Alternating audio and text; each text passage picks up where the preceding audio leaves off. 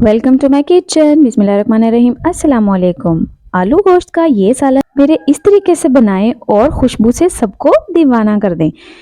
इसको बनाना बहुत ही आसान है, इतनी मज़ेदार बनती है, टेस्ट बहुत ही ज़बरदस्त और लाजवाब है और खुशबू इतनी मज़ेदार कि कोई भी आपकी तारीफ किए बगैर नहीं रह सकता कि आपने ये सालन किस तरीके से और कितने आसान तरीके से बनाया है।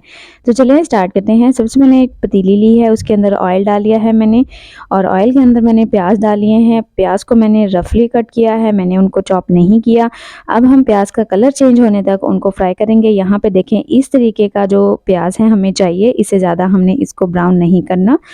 यहाँ पे हमारे पास है चिकन 1 किलो और इसको हमने डाल दिया है इसके अंदर। अब हमने करना है इसके अंदर चिकन को फ्राई।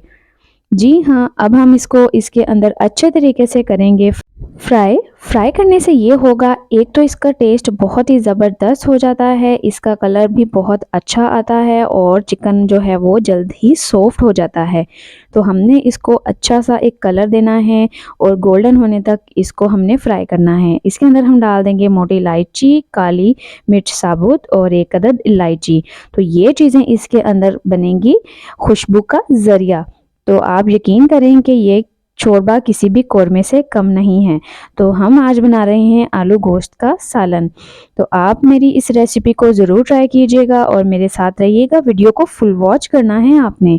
तो यहाँ पे देखें कि इसका कलर हो गया है चेंज, गोल्डन हो गया है और चिकन भी जो है वो हाफ गल चुका है। अब हम इसके अंदर डालेंगे अदरक लहसुन का पेस्ट, जिसके अंदर मैंने सब्ज मिर्च कूट ली है 4 से 5 अदद। अब हम इसके अंदर मिक्स करेंगे।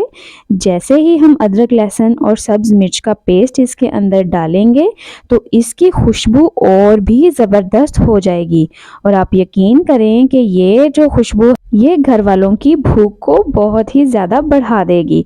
तो यहाँ पे देखें कि अदरक लहसुन का पेस्ट डाला हमने, उसको 2 मिनट फ्राई किया। उसके बाद हमने इसके अंदर ऐड कर दिए हैं टमाटर मैंने लिए हैं यहाँ पे 2 अदद।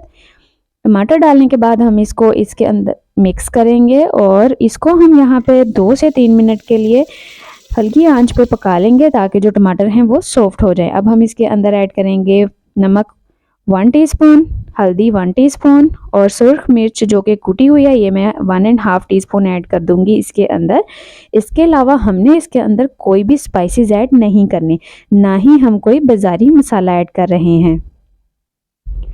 अब बारी है इसको अच्छे तरीके से भूनने की। भूनने के लिए हमें यहाँ पे चाहिए 10 से 12 मिनट। तो आपने इसको अच्छे तरीके से भून लेना है। यहाँ पे देखें चिकन है, इसमें से ऑयल ऊपर आना शुरू हो गया है। इसका मतलब ये है कि जो चिकन है वो अच्छे से भून चुका है। अब हम इसके अंदर डाल देंगे आलू आप अपने हिसाब के मुताबिक काट सकते हैं। अगर आप को छोटे आलू पसंद है तो आप उसका साइज़ छोटा कर सकते हैं।